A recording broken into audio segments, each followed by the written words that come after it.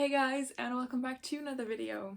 So today I want to talk about my recent reads. I didn't do a wrap up for May, so I'm just going to combine June and May books that I read. Also, I didn't really do that much reading in May anyway. I think we have around 9 books to talk about, I think. So not too much, but I hope you enjoy the video anyway. So let's start with my May stats. I see now that I did actually read 3 books in May, not 2. One was a physical book, and one was an audiobook, and another one was a graphic novel or a manga. The average rating was at a 4.33, which is my highest ever, I think. I only read 704 pages, and that is an average of 235 pages, and 368 of them were physical pages, which is 184 pages on average. I only bought 2 books, which is really good, and my TBR was at 170 and my could start immediately at 89. And now to June, I read 6 books in June. One of them was physical. I listened to 5 audiobooks and no graphic novels. My average rating was a 4.0.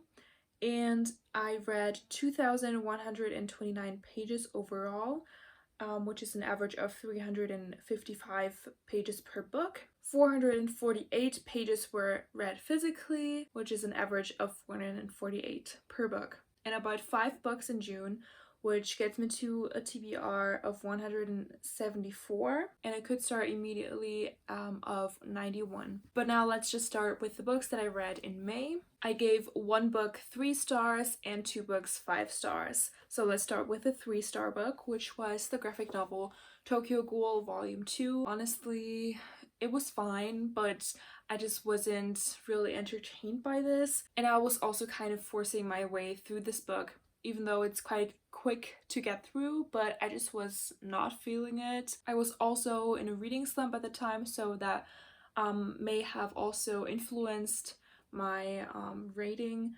But yeah, this just wasn't for me. I'm going to continue with the series and see if I like it more, but if not, I think I'm going to unhaul the whole series. Next, I read a German book called So werden Sie zum Quizgott by Sebastian Jacobi, which is a person from television in Germany. He's from a show called Gefragt Gejagt, which is the German edition of The Chase. And I love that show so much. I especially love this chaser. That's why I bought his book. And he basically talks a little bit about himself and his colleagues. And it also has a couple of quiz questions at the end. Just several topics. It wasn't too long of a book. It was really nice. It has amazing quality and a lot of pictures in it as well.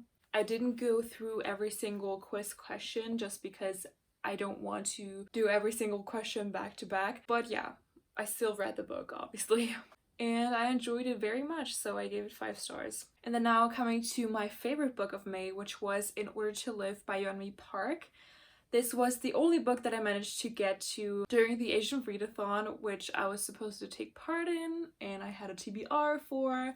Fell on a reading slump and really didn't do much reading. But I did listen to the audiobook for In Order to Live, and I was very surprised by it. So this is nonfiction about a girl and her family and how they escaped North Korea, and it was just so mind-blowing. Like, obviously, you know a little bit about North Korea, but to really get the hands-on experience is something different, and a lot of things I really did not expect, and they blew my mind. It's super nice to listen to as well, so I would definitely recommend the audiobook. And obviously I gave it 5 stars. And now to the books that I read in June. I gave 3 stars to 1 book, 3.5 stars to 1 book as well. I gave 2 books 4 stars, 1 book 4.5 stars, and 1 book 5 stars. Once again, let's start with the 3-star book, which was The Thursday Murder Club by Richard Osman. This is a thriller or crime novel that was released last year, and it's gotten a lot of really amazing reviews, so I wanted to check it out as well. And I listened to the audiobook, and maybe it's just not for me, but it was really hard to keep track of everything and every character that was mentioned in the story, because there are so many characters and it was really hard to tell them all apart, and we get multiple perspectives as well. And because I was listening to the audiobook, they weren't saying whose perspective this is from, so it was a little hard to follow. And honestly, I forgot a lot of what happened, which is not a good sign. It just wasn't interesting and entertaining for me, so in the end I gave it 3 stars. Next up, I read Blood and Honey by Shelby Mahurin, which is the sequel to Serpent and Dove.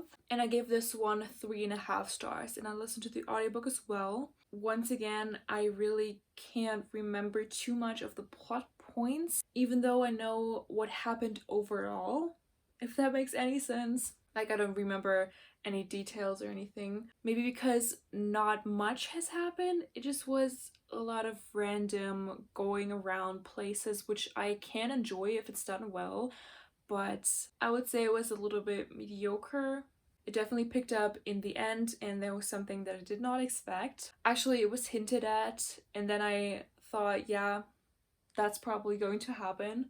And it did, but it still shocked me. But overall, I really had a good time listening to it. Like, I wasn't, forcing myself to start the audiobook like I did with other audiobooks in the past, which is always a good sign. If I'm having a good time, that's what I'm reading books for. And I'm really looking forward to the finale, which comes out, I think, in autumn. Could be wrong though. So I can finish this trilogy. I'm really curious what happens in the end. But yeah, this was an okay book. Could have been better, but not the worst thing ever. Next up, I listened to another audiobook, which was by a German author called Krokodile by Angie Volk, I think. And I give this one 4 stars, and this is basically about 2 girlfriends who decide on going on vacation to Mallorca to kind of relive their friendship. And this book is really melancholic, so you definitely have to be in the mood to read this book. But I found it quite relaxing, actually, because when I listened to it, I was outside on my balcony as well, which just really was a good experience. I don't know.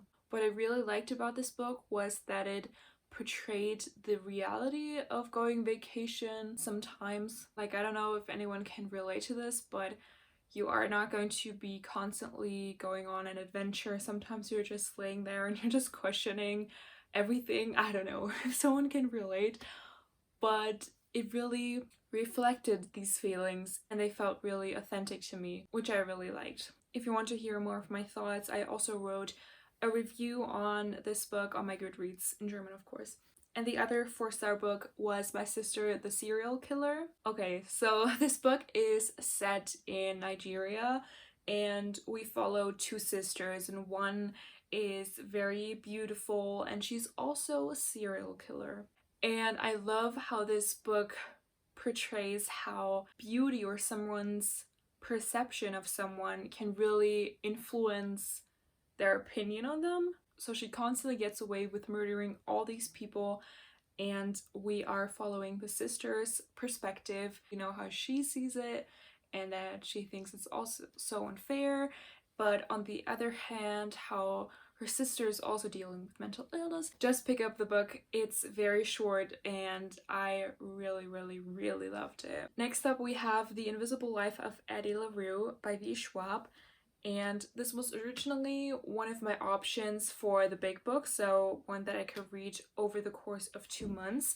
And I managed to read it in 1 month, which is really nice. I think everyone knows what this is about, so I'm not going to talk about it too much. I was a little bit hesitant going into this because a lot of people kept saying that it was like super boring, or that the writing style was just way too much and super like cheesy. And I definitely agree. In the beginning it was way too much, the writing style, but I quickly got adjusted to it, so it really didn't bother me at all after about 100 to 200 pages, I think. So this book really isn't for anyone who cannot stand books with no plot or little to no plot, because this is mainly about the character or the characters. We are following Addie through all of these centuries, but there's not much of like historical context that is given in this book, which I think was intentioned, but I think I would have enjoyed it a little bit more if it just featured more, events that happened during that time that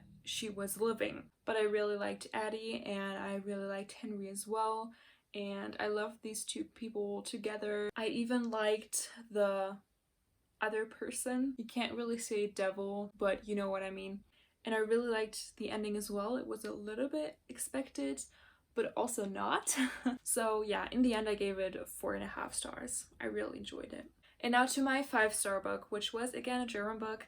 So it was called Ohne Rücksicht auf Verluste by Moritz Schermack. And this is a non-fiction book, once again, about one of, or actually the biggest newspaper in Germany. And it was truly mind-blowing reading about all the stuff that the author researched about these newspaper articles, like what these journalists were willing to go through or willing to do in order to get a nice headline or photos. Absolutely insane. If you're from Germany or if you speak German, definitely check this book out. The audiobook's very good as well. I don't read the Bild-Zeitung, but it was definitely eye-opening and confirmed a lot of my opinions about the newspaper. So definitely would recommend this one as well. And yeah, these are all of the books that I read in May and June. Not too much, only 9 books in 2 months. I'm a little bit behind my goal, but it's fine. I'm not going to pressure myself anymore. Fingers crossed. I just had a lot of other things on my mind, especially in May. So I just really didn't feel like picking up any other books, so that's why I really didn't read that much. But yeah, I hope you enjoyed this video anyway, and if you did, please give this one a thumbs up and subscribe, and I'll see you in my next one. Goodbye, guys.